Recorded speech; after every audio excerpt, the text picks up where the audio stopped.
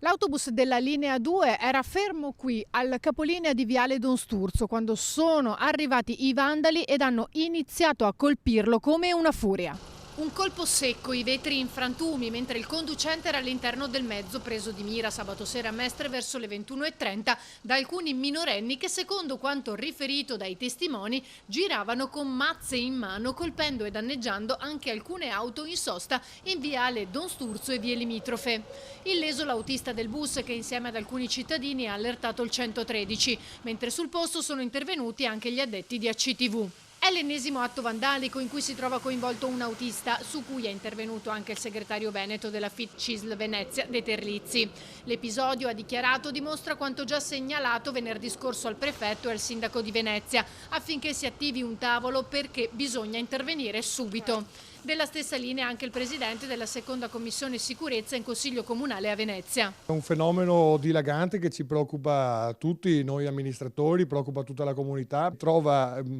molta preoccupazione perché si va a intaccare l'incolumità di tutti i passeggeri e quindi di tutta la cittadinanza, e questo è un serio rischio che va assolutamente marginato. Solo pochi giorni fa un altro autista a Marghera aveva rischiato la vita a causa di una biglia lanciata contro il finestrino che è andato in frantumi, procurandogli 8 giorni di prognosi. Andremo ad analizzare caso per caso, sia da un punto di vista sociale, perché appunto con i giovani bisognerebbe ragionare anche un po' prima col sociale per trovare delle vie diplomatiche, nel senso di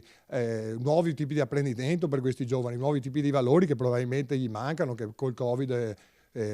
sono un po' scomparsi purtroppo. E se no, se questo non bastasse, va messa la piena autorità in questo caso della polizia locale, anche a bordo dei mezzi se fosse necessario, ma sicuramente qualcosa dovremmo fare perché avanti così non si può sicuramente andare.